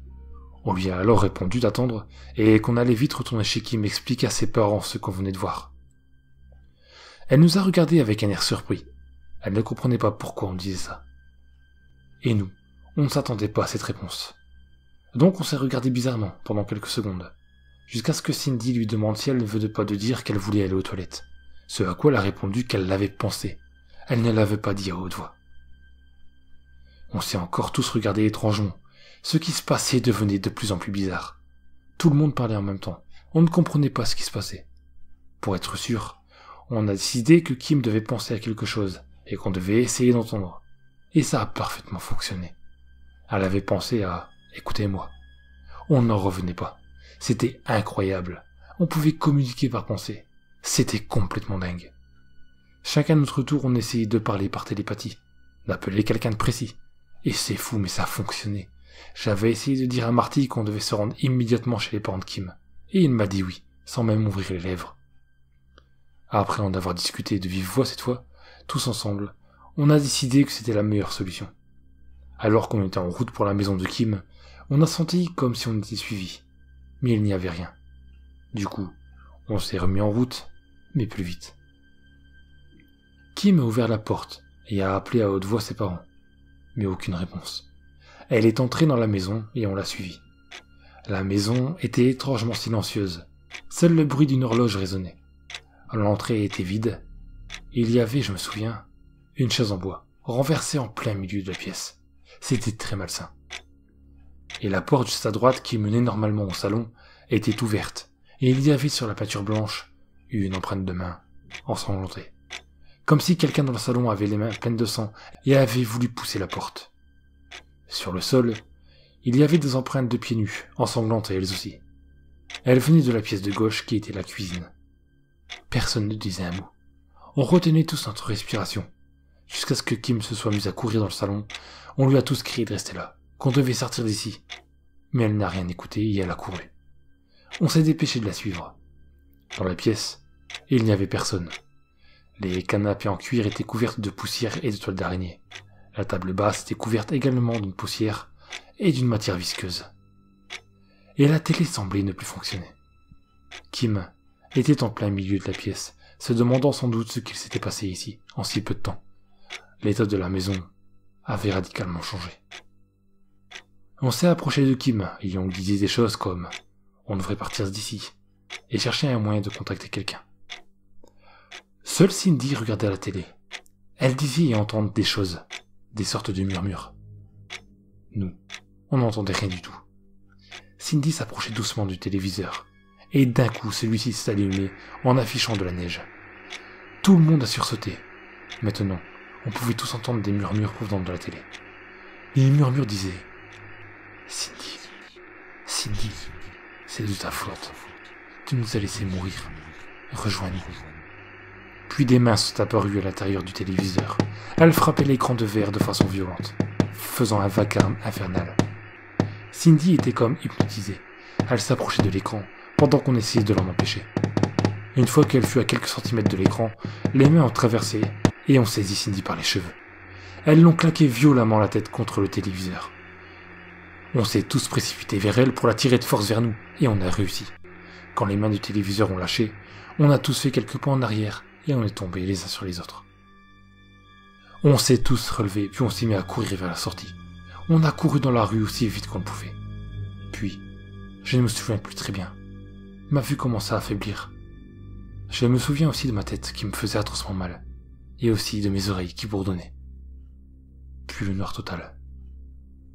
Quand j'ai ouvert les yeux, j'étais allongé dans la rue, toujours sombre. C'était probablement la pluie qui m'a réveillé. Je me suis levé un peu maladroitement, et j'ai regardé autour de moi. Je ne voyais plus personne. Mes amis avaient disparu. Je me souviens avoir eu un moment de panique en moi. Je me retrouvais seul, au beau milieu d'un cauchemar. Après m'être un peu calmé, j'ai regardé où j'étais. Et j'étais dans une rue commerçante. D'ordinaire, cette rue était notre rue favorite à mes amis et à moi. Mais cette rue alternative, je dirais, était sinistre. Il y avait les mêmes boutiques, restaurants et théâtres. Mais tout était sale. Il y avait ce restaurant qui semblait bien plus éclairé, comme s'il m'appelait, et comme mis en valeur. Un autre détail m'a frappé. La pluie semblait couler au ralenti. J'ai vu une goutte d'eau mettre plusieurs secondes pour tomber. J'ai alors regardé en l'air, et là, j'ai eu le souffle coupé. Une gigantesque vague était stoppée, juste au-dessus des bâtiments, comme si elle avait été figée. Cette vision était extrêmement dérangeante et fascinante. J'étais en train de regarder cette vague quand j'ai entendu m'appeler dans ma tête. C'était Cindy. Elle me demandait si j'allais bien, et si j'étais avec les autres. Et j'ai répondu que oui, j'allais bien, mais que non, les autres n'étaient pas avec moi. Elle m'a ensuite dit qu'elle se trouvait dans une station essence pas très loin de la grande route, mais qu'elle était bloquée à l'intérieur à cause de tentacules géantes qui encerclaient le bâtiment, et qu'elle ne savait pas pour le moment comment faire pour sortir de là. Elle ne voulait pas que je vienne la chercher. Elle voulait simplement que je trouve un moyen de sortir de cette ville. Je lui ai dit que je me trouvais dans une rue avec une vague géante prête à s'abattre sur la ville à n'importe quel moment, mais que je sentais que je devais me rendre dans le restaurant en face de moi. Elle a répondu que ça lui a fait pareil avec la lumière éblouissante qu'elle voit depuis la fenêtre. Une lumière qui semble aller du sol vers le ciel. J'ai regardé un peu partout et je l'ai également vue, assez loin. Je lui ai dit qu'on devrait tous se retrouver là-bas, mais que d'abord, je devais aller dans ce restaurant. Elle a dit d'accord, qu'elle allait essayer de contacter les filles et que je devais contacter les garçons afin de dire notre plan. Avoir un semblant de plan, car on ne savait absolument pas ce qu'il y avait à cette lumière, m'a fait énormément de bien. Rien que savoir que je devais accomplir un objectif m'aidait à devenir un peu plus fort. Avant de contacter les autres garçons, je suis entré dans le restaurant, car rester sous cette vague me mettait un peu mal à l'aise. Le restaurant était très sale. Il y avait du liquide rouge à terre dont j'espérais de tout mon cœur qu'il ne s'agissait pas de sang. Il y avait un jukebox au fond de la pièce et des distributeurs à bonbons juste à côté. Le bar était recouvert de crasses dégoûtantes. J'ai regardé un peu partout, et autour de moi toutes les tables étaient sales, sauf une, où il y avait le menu. Je me suis dirigé vers la table, et je me suis rendu compte que le jukebox jouait de la musique. J'ai cru reconnaître un titre de Metallica, la chanson Master of Puppets. Le son était assez bas, mais devenait de plus en plus fort à mesure que j'approchais de la table. C'était complètement irréaliste, j'avais l'impression d'être dans un film. Alors que j'étais près de la table, j'ai pu voir plus distinctement le distributeur à bonbons, et j'ai failli vomir. Les distributeurs n'étaient pas remplis de chewing-gum, non. Ils étaient remplis avec ce qui semblait être du formol, ou un liquide similaire. Et dans ce liquide, il y avait dans un des yeux, et dans un autre, un cerveau, et encore dans un autre, une sorte de créature avec des tentacules. C'était vraiment dégueulasse. J'ai vite tourné la tête, et je me suis assis à cette table pour essayer d'entrer en contact mentalement avec les autres garçons. J'ai alors pensé à Julius et Marty. On était en contact à 3, c'était complètement fou. Marty m'a expliqué dans une sorte de salle de bal, et Julius au beau milieu d'une barque sur un lac. On s'est demandé comment on en est arrivé là, mais évidemment, personne n'avait de réponse. Mais le point positif, c'est que chacun voyait la source de lumière, et qu'on était tous d'accord pour s'y rendre. Mais qu'avant, eux aussi voulaient, ou sentaient, qu'ils devaient aller dans un endroit bien précis. On s'est alors mis d'accord, on s'est dit qu'on se retrouvait face à cette lumière plus tard, et que si jamais un de nous ne répondait plus, les autres devaient quand même essayer de partir. Puis, plus moyen de communiquer. Ça avait coupé. J'ai posé les yeux sur la table, et j'ai vu une assiette remplie de verres de farine vivants, qui se tortillaient dans tous les sens. Il y avait une étiquette avec mon prénom juste en face. Cette assiette m'était destinée. J'ai voulu partir, mais mes jambes refusaient de se lever. Seuls mes bras pouvaient bouger. J'étais coincé, et j'étais certain que pour me libérer, je devais avaler cette assiette. J'ai donc pris la fourchette, et je l'ai plantée dans le monde vert. Et j'ai attendu quelques secondes, essayant peut-être de retarder le moment. Puis, j'ai doucement avancé la fourchette de ma bouche, et j'ai mangé. La sensation des vers était écœurante. Je les sentais bouger, et je ne les ai pas avalés. Il fallait que je mâche. J'ai donc mâché un peu, mais quelque chose d'encore plus désagréable est arrivé. Je sentais des pâtes essayer de sortir de ma bouche. Je ne comprenais pas, c'était des vers pourtant. Et j'ai finalement senti des grosses araignées sortir de ma bouche, puis se sauver en courant sur la table, et partout. Cette fois, je n'ai pas réussi à me retenir. J'ai vomi à plusieurs reprises. Et j'ai essayé de me frotter la bouche. Je voulais être certain qu'il n'y avait plus rien. Les araignées, c'était ma pire phobie. À cet instant précis, je voulais presque mourir. J'ai hurlé. Puis j'ai aperçu un verre qui était rempli. Je l'ai vite attrapé et je l'ai avalé d'une traite. C'était seulement en avalant que j'ai compris que c'était du sang. Je ne me sentais pas bien, j'avais la tête qui tournait. Et j'avais des nausées. J'allais m'évanouir d'une seconde à l'autre. Puis, j'ai entendu un petit bruit provenant de l'assiette, qui maintenant était vide. C'était un dé 20. Je n'en revenais pas. Qu'est-ce que ce dé à 20 faces faisait là? Je l'ai pris, puis j'ai senti mes jambes se libérer. Je peux vous dire que j'ai vite quitté cet endroit. J'ai alors couru sans m'arrêter jusqu'à la source de lumière qui se trouvait finalement dans un vaste champ. Ce que j'ai vu m'a encore laissé sans voix, mais à vrai dire, plus rien ne m'étonnait dans ces villes. Au milieu des champs se trouvait une porte en bois, bien debout, sans mur ni rien, une simple porte. La lumière venait de cette porte et partait vers le ciel. À côté d'elle se trouvait déjà tout le monde. Ils m'ont vu arriver et m'ont sauté dans les bras. Chacun avait diverses blessures. Ils semblaient extrêmement fatigués. Et également, chacun avait un objet particulier dans les mains. Un Rubik's Cube pour Marty, un canard en plastique pour Julius, un jeu de musique type Simon pour Cindy, un nain de jardin pour Manel, et je n'ai pas vu l'objet de Kim. Sans même rien dire, Kim a ouvert la porte. On pouvait voir sa maison, normale cette fois, de l'autre côté. Elle s'est précipitée dans les vertures, et on l'a toute suivie. On était revenus dans Greenville qu'on connaissait, et apparemment, on venait de quitter la maison de Kim pour nous rendre au bowling.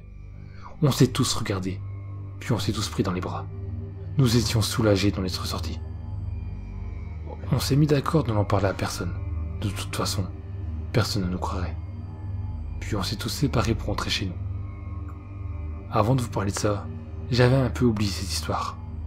Les souvenirs me sont revenus peu à peu à mesure que je racontais mon histoire. Et maintenant, je voyais une lumière au loin. Est-ce que c'est cette porte qui m'appelle? Je l'ignore. Tout ce que je sais, c'est que je viens d'entendre la voix de Manel dans ma tête, alors qu'on n'avait plus ce pouvoir, et que cela faisait des années que je n'avais plus vu la bande. Elle vient de me demander si j'ai vu cette lumière, et si ça me ferait plaisir de m'y rendre.